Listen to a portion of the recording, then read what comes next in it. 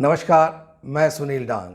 साथियों, आज बात करेंगे भारत नेपाल के रिश्तों में बढ़ती हुई कड़वाहट। कभी छोटा भाई और बड़े भाई की भूमिका में रहने वाले भारत नेपाल आज आमने सामने खड़े हैं। इस विवाद की कई वजहें हैं। इन वजहों को जानने के लिए ज़रूरी होगा कि पहले इतिहास के पन्नों को पलट लिया जाए। 1814 में एंग्लो नेपलिस वॉर हुआ, जो कि 2 साल चला। इस वॉर में नेपलिस और ईस्ट इंडिया कंपनी आमने सामने थी। ईस्ट इंडिया कंपनी चाहती थी कि बिना लड़ाई के भी आप मेरे अंडर आ जाएं, पर नेपलिस जो थे वह राजपूत थे और गुरखा थे। उनका स्वाभिमान इसके लिए अलाउ नहीं करता था, लिहाजा वॉर हुआ। 5 जगहों पे वॉर हुआ और ये 5 जगहों में से 3 जगह गुरखे जीते और 2 जगह पर ईस्ट इंडिया कंपनी। तब के महाराज पृथ्वी नारायण शाह और ईस्ट इंडिया कंपनी में एक संधि हुई संगोली के अंदर, जो कि बिहार में आता है। उस संधि के अनुसार ये तय हुआ कि बहुत सारा हिस्सा नेपाल का अब ईस्ट इंडिया कंपनी के अंडर चला जाएगा और कुछ नया हिस्सा नेपाल को दे दिया जाएगा। जो हिस्सा निकल गया वो पूर्व में था सिक्किम, दार्जिलिंग, और पश्चिम के गढ़वाल और कुमाऊं को ईस्ट इंडिया कंपनी को देना पड़ गया। दूसरी तरफ नेपाल को ईस्ट इंडिया कंपनी ने पूर्वी तराई यानी कि मिथिला का कुछ हिस्सा दे दिया, जो कि काली नदी के उस तरफ को था। और डिमार्केशन हुआ कि काली नदी जहाँ जहाँ से बह रही है वो सारा हिस्सा नेपाल का होगा और इधर वाला हिस्सा ईस्ट इंडिया कंपनी कंट्रोल करेगी। लेकिन यहाँ विवाद शुरू में ही आ गया कि काली नदी जहाँ से शुरू होती है वो एक्चुअल में उसका उद्गम स्थल नहीं है। यह 2 झरनों से बनती है, एक छोटा झरना जो ईस्ट में है और एक वेस्ट में बड़ा झरना। तो डिमार्केशन के अंदर पहले छोटे झरने के ऊपर अपने आप को ईस्ट इंडिया कंपनी ने रखा, लेकिन बाद में उनको महसूस हुआ कि सामरिक रूप से और पर्यटन के रूप से और बिज़नेस के रूप से बड़े वाले झरने से अगर वह ऑपरेट करेंगे तो ज़्यादा अच्छा होगा। उस समय के राजा ने और उनके दरबारियों ने इस चीज़ को कंफर्म किया कि वहाँ ना हमारी कोई लोग रहते हैं, ना ही कोई एक्टिविटी है, लिहाजा हमें इस पर कोई इतराज़ नहीं है। और वह हिस्सा ईस्ट इंडिया कंपनी के कंट्रोल में चला गया। क्योंकि ये संधि के अंदर कहीं पर भी लिखा नहीं गया था, लिहाजा वह आज भी कंट्रोवर्सी का विषय बना हुआ है।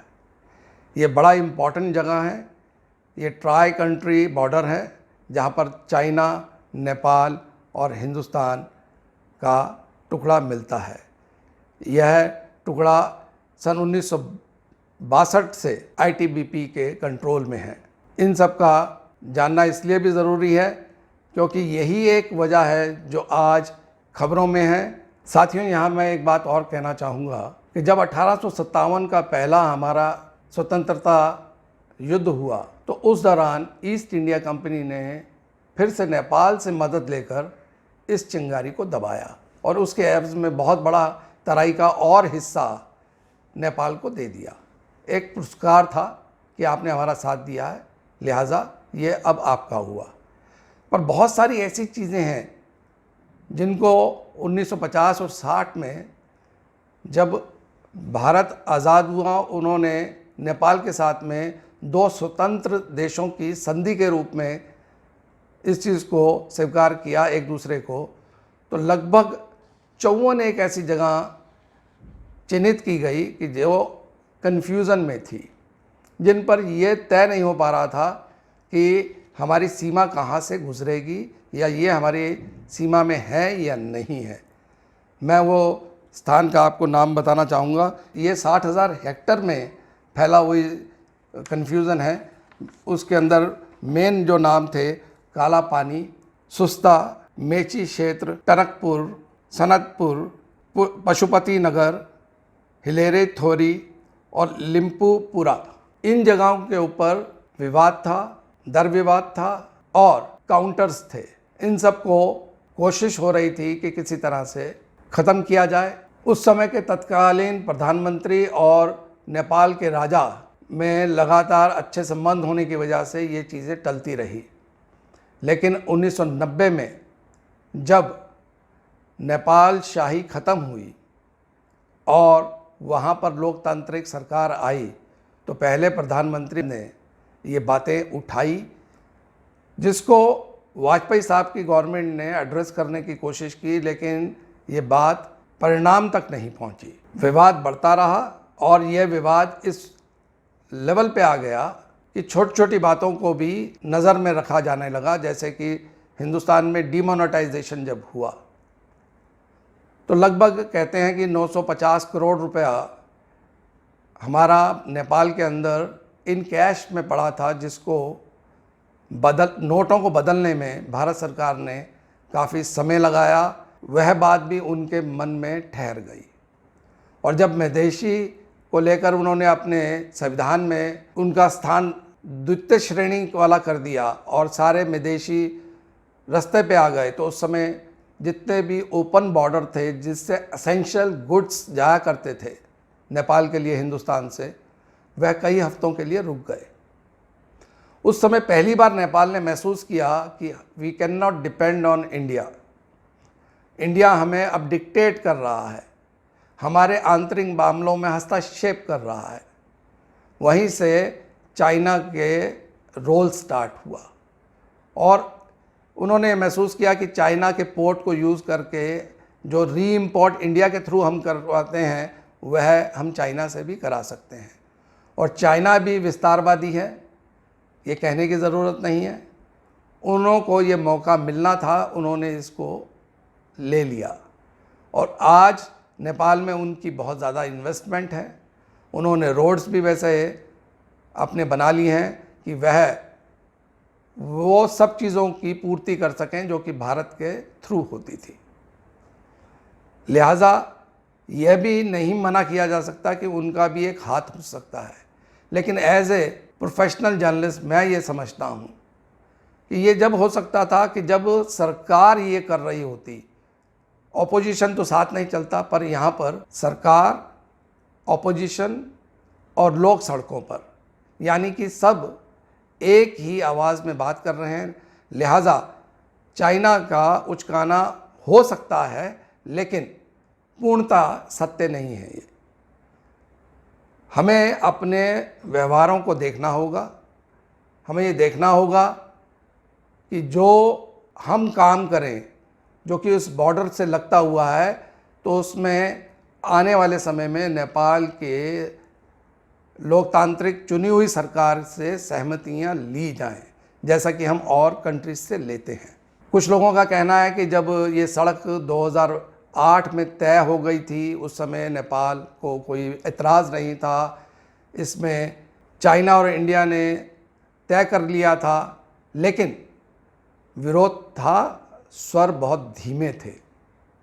इसको नोट करना होगा। हमें अगर उसी समय इसको एड्रेस करते तो शायद ये विवाद नहीं आता। 8 मई 2020 को जब रक्षा मंत्री ने दिल्ली से धाराचूल लुपीलेख रोड का उद्घाटन किया, जो कि 80 किलोमीटर का है और इसको बॉर्डर रोड ऑर्गेनाइजेशन ने बनाया है और इसकी सुरक्षा में ITBP लगी है। यह रोड बन जाने से अब कैलाश मानसरोवर जाने वाले यात्रियों को बहुत आसानी हो जाएगी। जो रास्ता 5 दिन में पूरा होता था, अब वो चंद घंटों में पूरा हो जाएगा। इसकी अपनी इम्पोर्टेंस है। ये पिथौरागढ़ डिस्ट्रिक्ट में पड़ता है, जो कि उत्तराखंड का एक हिस्सा है। साथ ही मैं एक और बात कहूँगा दोस्तों कि भारत और नेपाल का जो सीमा है वो 1690 किलोमीटर लंबी है और ये ज़्यादातर खुली हुई है। कोई उसके ऊपर इस तरह का डिमार्केशन नहीं है। 2020 में जब रक्षा मंत्री ने ऑनलाइन उद्घाटन किया दिल्ली से बैठे हुए, तो पहली बार नेपाल में इसका विरोध संसद तक में उठाया गया। साथ ही हिंदुस्तान ने जो 2 नवंबर को अपना नया नक्शा जिसमें जे.एंड.के और लद्दाख अलग अलग थे वो दिखाया था, उसके एवज में उन्होंने एक नया नक्शा निकाल दिया और कहा कि हिंदुस्तान ने हमारे जगह को अपने नक्शे में दिखाकर और हमारी ज़मीन को दबाया है। लिहाजा उन्होंने उस नक्शे में, जो कि हम अपने नक्शों में लगातार 1800 के बाद से दिखा रहे थे, उसको उन्होंने अपने नक्शे में दिखाया और वह जगह है काला पानी, लिम्पिया धुरी। और ये दोनों जगह एक ऐसी हैं जो इस ट्राई नेशन बॉर्डर के ऊपर हैं। इन बातों को अब आपको कूटनीति के लिहाज से सुलझाना होगा, क्योंकि वो आपके पड़ोसी हैं, आपके संस्कृति, आपकी भाषा, आपके जीवन में घुले हुए हैं और आपका हमेशा से नेपाल के प्रति स्नेह रहा और उनका भी। उनके लोग हिंदुस्तान में काम करते हैं, हमारे लोग नेपाल में जाके काम करते हैं, करेंसी की एक्सेप्टेंसी है, फिर हमारे कल्चर की एक्सेप्टेंसी है, और तो और हमारी भाषा और खाने पाने में भी यही ताना बाना है। इसको अगर हम कूटनीतिक तरीके से नहीं सुलझाएंगे तो यह जी का जंजाल बन सकता है, क्योंकि आज चाइना नेपाल के पक्ष में खड़ा है और नेपाल का कहना है कि भारत का इस तरह का झगड़ा पीओके पे भी है। साथ ही साथ मैं एक और बात मेंशन करना चाहूँगा कि एक वक्त था जब सार्क कंट्री में सबसे बड़ा कंट्री होने के नाते हमारा दायित्व अपने पड़ोसियों के प्रति बहुत नरम और स्वाभाविक था। उसके ऊपर भी हमें फिर से एक बार कूटनीति में विचार करना होगा, क्योंकि अब छोटे छोटे अगर कंट्री अपनी आंखें दिखाने लगे हैं तो हमें कहीं ना कहीं अपनी गलतियों को या अपनी भूलों को सुधारना होगा। मैं समझता हूँ कि आने वाले समय में भारत का फिर एक बार स्वर्णमय समय होगा अपने अच्छे पड़ोसियों के साथ। आपको ये कंटेंट कैसा लगा बताइएगा, लाइक कीजिएगा। नमस्कार।